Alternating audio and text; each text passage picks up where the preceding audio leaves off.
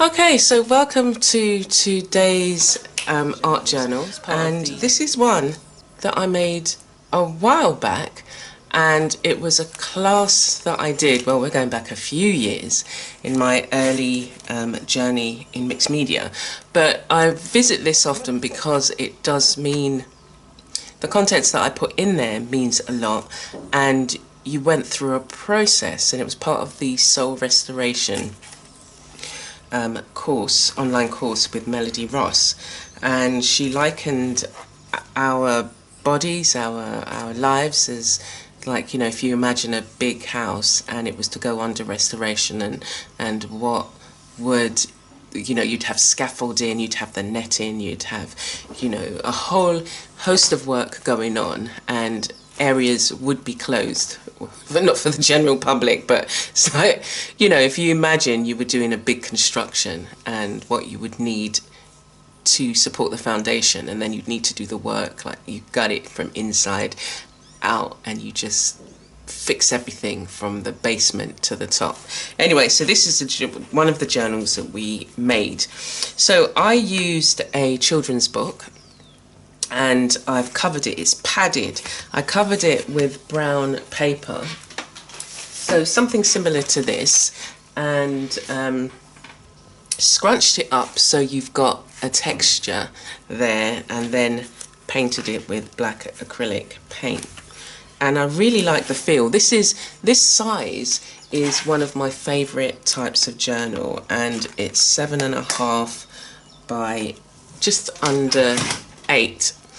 And so on the front I've got "I'm closed for restoration."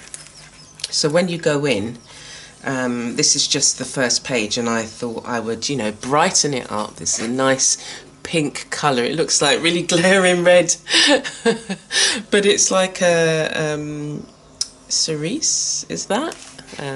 Anyway, so we've got "Be kind to your dreams," and so throughout the book we've been given wording that we can use throughout, and we write to ourselves. So it says, "Dear Amanda, don't be afraid to own your unique truths, beautiful girl. They are critical ingredients to an extraordinary life." And then I created a kind of makeshift house and the unusual trees, and it's funny that I don't live with unusual trees. Well, yeah, tropical, you know. So it is worth it. Any sacrifice to make your house a home, then protect it fiercely. So when you think about your home, you don't let everybody in. I mean, the postman comes to the post box, he doesn't come into the kitchen and sit down. And you may have delivery service people, like we just had somebody sort out our internet, and he brought a new router, and he had to come into the home, but we didn't say, "Oh, sit down and have a cup of tea." We don't have that kind of relationship. You've come to do a particular job, you do it, and then you go. So you think about who it is you want in your environment, and who it is, you know, you're going to let through the gate. So the postman doesn't have to go through the gate. Our post box is at the edge of the house, so he just comes there. And if he's got anything that needs signing for, I would come out and sign it. The people who check the water meter is, say, here, and they don't have to come anywhere in here. So they check the water meter here. So you have to now start thinking about who it is you let into your space, who's toxic, who's not so toxic, who's not so toxic that you will leave them at the gate, or you know, what do you want in your environment? And so this course was it was a really lovely course to go through, that you could think about these things. And then we look at positive words that you can talk over yourself. So, "My heart is safe here. It's time to take the leap. Change is necessary, embrace it. I am brave, believe in miracles." So there's lots of little things. And what I had loads of these. I haven't yet finished putting everything on, but I had these tiny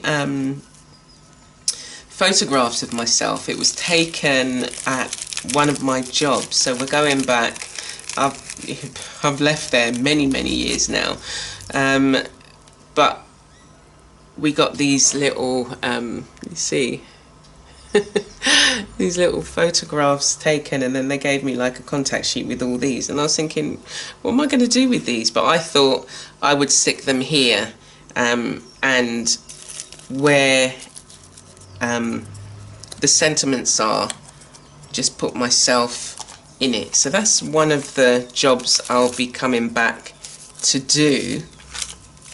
And then let's go on. And that's what I've done here. So she had some cut out images of people. So it was to say,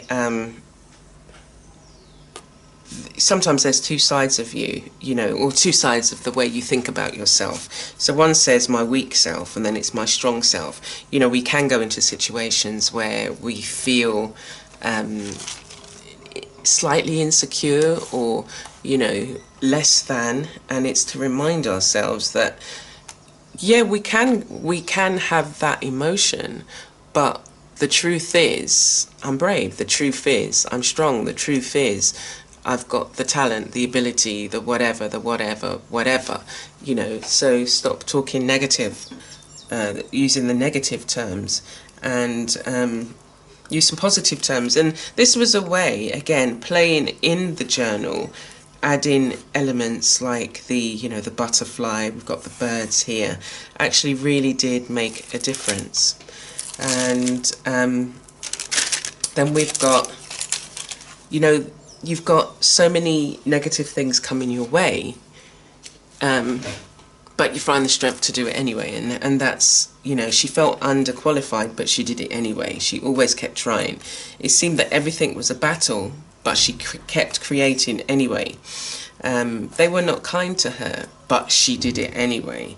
I did it anyway. She felt trapped, but she did it anyway. She hid chocolate in random places, just in case. Who does that? I haven't really hidden. I haven't hidden chocolate, but I've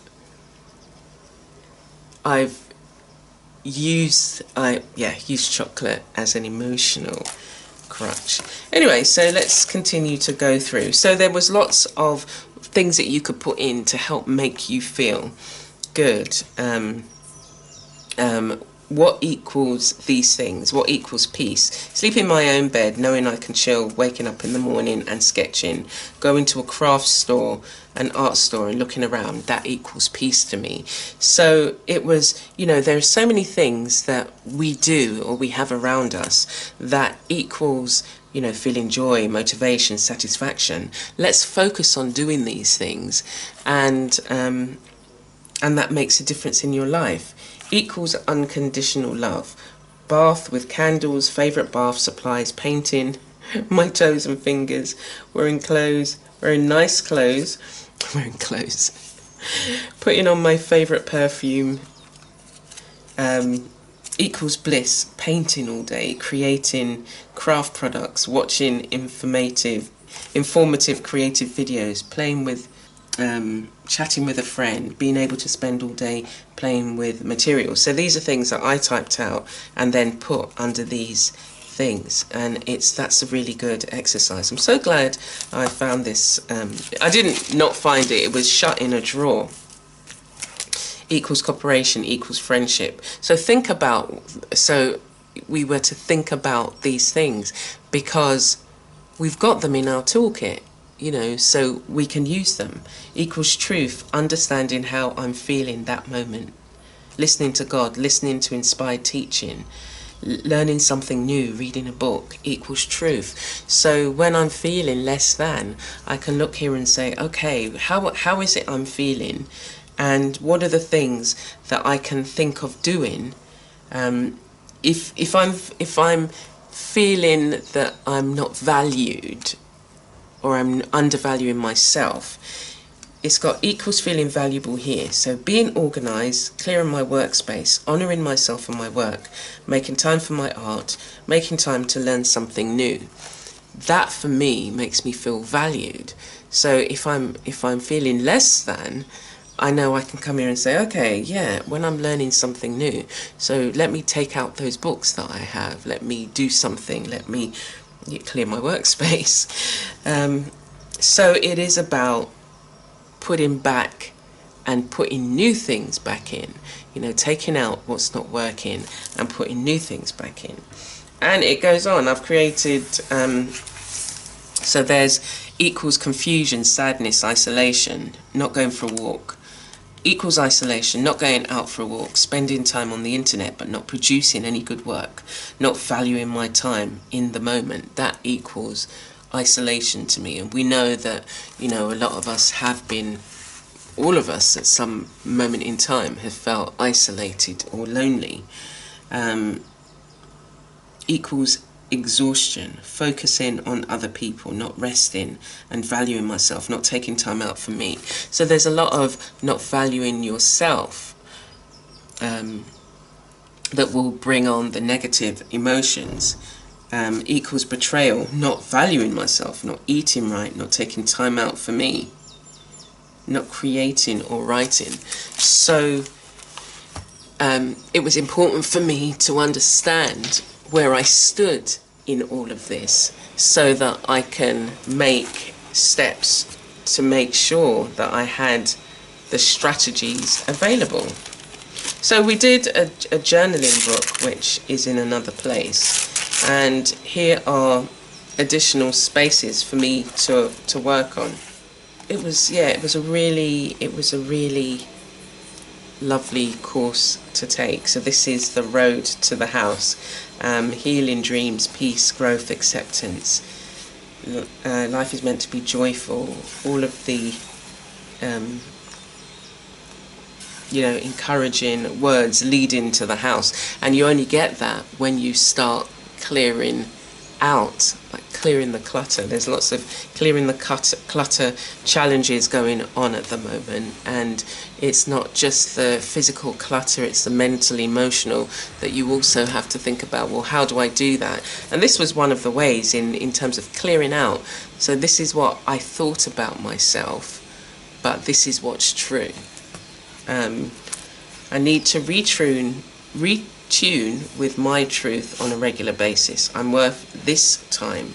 Daily soul work. So this is a space I can come back to and add in some more encouraging words and truths that when I look at it, it will, make me feel good about the journey that I'm on, the things that I need to do.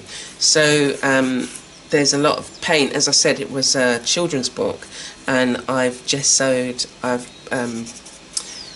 grazed, roughened the surface, and then added gesso, then paint, and some,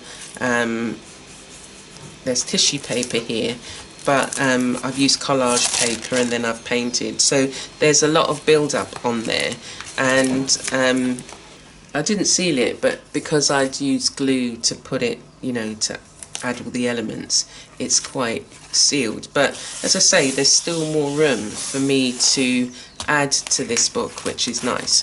So I hope... Oh, and the other thing I've done is just put these, it's just grease-proof paper, because it's, there's still elements that are a little bit sticky, so I just put this on and nothing will come up. I could, I guess, seal it with some matte medium, but not ready to do that yet. And yeah, so that's the book. And what I'll probably do sometime next week is maybe work on this page and add some more elements to it. Okay, so you can see how, you've got a book which is kind of semi-finished because you've used it for that purpose, you've used it for a particular purpose. And now, what do you do with your journals when they're actually full? What do you then go on and do? And there's so many other things that you can do. But this is a lovely, this was a lovely keepsake for the course, and I've always remembered the course, always remembered the way I felt in doing it. It was quite a new way of working for me. So that's this one. And yeah, I hope you found that interesting. Take care for now.